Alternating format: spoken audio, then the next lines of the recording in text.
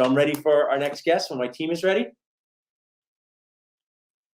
So we have an enthusiastic and probably exhausted practice owner just like me, Dr. Spencer Grossman, who's part of our Dentist Job Connect platform, who made an awesome video. So you did a great job in doing that, Spencer. Right. You are here to share, and you're just like Brian. You're in your authentic. That looks like the practice owner office. You got some Post-its and some things around. But you're looking for an associate in your practice. Let's start with this. Where is your practice where you're looking for an associate? So we're located in Souderton, Pennsylvania. It's about, without traffic, maybe 45 minutes north of Nacho headquarters. Okay, cool. So you can come in for Alves. I'm going there tonight. That's actually not a lie. It's true. So tell us the why, right? You know, when we hired our associate through Dentist Job Connect back in July, one of our associates moved across the country to follow his awesome wife into her medical residency, and we needed another associate. That was our why at the time. Tell us your why. Why do you need an associate? So my why is my once boss, then partner, then associate, and my mentor. He officially retired 2 months ago. Wow. So I've got a practice that supported, 1.5, 1 3/4 dentists for the last, 13 years. And as he's retired, I need help taking care of the patients. Yeah, I mean, there's only one of us at times. And, I don't think the outside world realizes this. Maybe Dr. Jordan, the plastic surgeon who does this, handcraft plastic surgery, but you can only do so much with your own 2 hands. There's limitation. Yes. There's only so many people you can see. So you have a real need for people to see patients in your office. What are the things your associate would do on a day-to-day basis most of the time working with you? The associate would do just, general dentistry, whatever they're into. Gotcha. I'm not looking to find someone to pass off, the MOs on number 2 alone. I want someone to come in. I want them to make their own treatment plans. I want them to establish relationships with the patients. I want them to do procedures they're comfortable with. But I also want to be able to provide mentorship. Yeah. The doc that I assumed the practice from, he was a real mentor to me. He was a teacher at Penn for many years. I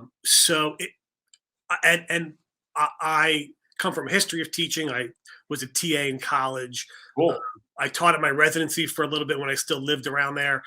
So I want to pass some knowledge on, and I'm looking for someone. My fantasy is somebody comes in a couple days a week. The practice continues to grow. They're here more, we ride off into the sunset together. That's awesome. And I like it. Now tell us about the amount of days that would be ideal. Are you looking for someone part-time, full-time? We're looking for someone to start part-time. Okay, gotcha. So it's 2 days a week, a reasonable amount? Yeah, a day and a half to 2 days a week. And so this reminds me, one of the things that my friends did out of school, I did a multi-year GPR, but the ones who did the 1-year GPR, they found a lot of value in working in 2 different types of practices just to see what was out there. So it sounds like someone could work with you 2 days a week, then work somewhere else 3 days a week and get differing experiences. Yeah, and that's what I did for many years. Once I found this associate position, I saw to me the value in this practice. Yeah. Nice small town, good patients. There's a lot of talk. There's a lot of talk on Dental Nachos about PPOs. I mean, a small percentage of what we do is PPO, just for me, I worked here Tuesdays and another day, and I said I worked my entire schedule around being here because I saw the future. And yeah, and you want to find, and that's just that you're just sharing such great value in that. No one tells us. You can see what this theme is here. We don't learn enough in dental school about really how to survive and thrive, right? Dr. Jordan, the plastic surgeon, tells us they don't learn about money in medical school. Dr. Brian's telling us, patient communication, we don't learn about that either. Brad's showing us how there can be challenges. You're telling us that you got multiple different jobs, but this is the one that you wound up sticking with your career, and you'd like to do the same one for someone else. So I think that's an awesome story, Spencer. We're striving our best to get the word out there. People can text job to 215-543-6454 to learn about this position. But how could someone reach out to you directly if they just said, "Hey, I want to email Dr. and ask him about what days can you work? What's the compensation?" How can they reach out? They can shoot me an email. My email is Dr. Grossman, DrGrossman @ IndianValleyDental.com. Awesome. And what time? When's your next patient? You have no patient at 2, or when's your? I have a patient at 2, and it's actually my 6-year-old son for stealings. Oh, So, yeah. Okay. Well, if you stay for one more minute, I'm going to bring Brad back up for a second. So I do a lot of different things in my Nacho world, but creating Dentist Job Connect, I actually started doing this 15 years ago, well before Dental Nachos, where I would go on Dental Towns. Totally true story. I was just texting with my residents. I would go on Dental Town and say, "My name's Dr. Paul Goodman. I am a attending at a residency program. There's 8 good residents that need jobs. If you need a good associate, contact me." Right? This was back in the olden days of 2005. Because there's never really been a good way to get people to connected for jobs. Why do you think, Spencer, we have such an convoluted, not effective way? How did you find your first job out of dental school?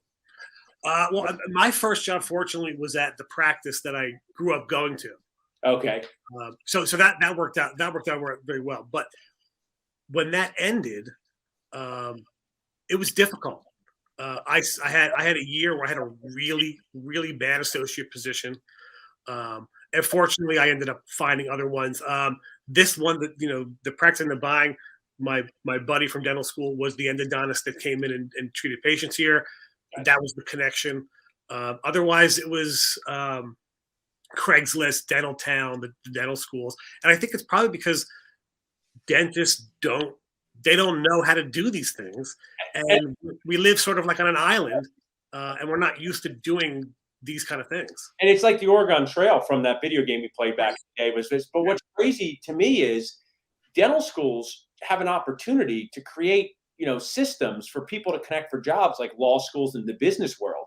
And for some reason, we're just falling there. Brad, you deal with a lot of associates. Just really just curious, why do you think dentistry is so behind the game in just connecting for jobs? Well, hopefully, because you're just taking care of all of the patients that you got every day.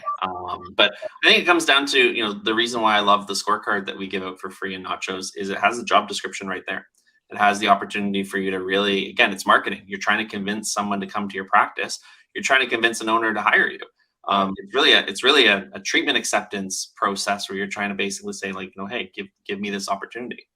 And I also think one thing I'll add with the dental student Hunger Games is you become very comfortable talking to your classmates. They're your friends, the misery love company, you have shared experiences. I think, unfortunately, they don't make dentists confident in talking to each other at different ages and stages, where I think that's literally a challenge. I mean, I'll be authentic about Dentist Job Connect. Sometimes someone goes, "I need a job," and we connect them with someone like Spencer. We go, "How'd it go?" They go, "I never emailed him. I didn't feel like I wanted to," right? And to me, it's poignant because they need a job, but we're lacking this. Have you seen some of that too, Spencer, in your travels through the dental world?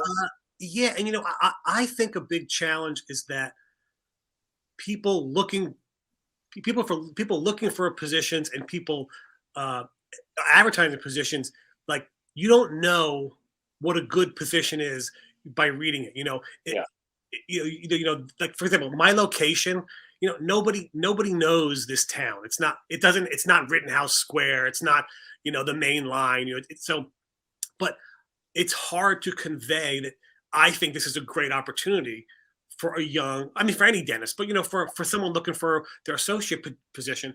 But it's hard to show that, or to point that out, or to highlight that, which is why something like this is a good idea. Although maybe people see this and they go, "I'm not getting near that guy." No. I mean, this is part of it. Just like Brian's your virtual consult with bring, you get to see people's face. But that's why when I spoke at the DEO, I said all practice owners should just create a practice observation day and just say, "Hey, come hang out with me for the day. When maybe don't even want a job in this area, just come see what dentistry's like," because then they go back to their world and they tell their friend, "Hey, that place Saturday's good, but we just need more of this." I think one of the things I'll add is I worked as a resident in a hospital. It sounds like you did too, Spencer. Hospitals are this giant building with lots of doctors in it, right? So they're sharing their experiences and they're working in the same building. We are just dotted out into these sort of, like you had said, islands, right, Spencer, Brian? So I just need to make this better, and appreciate you guys being part of doing that. Yeah, I will say, I did.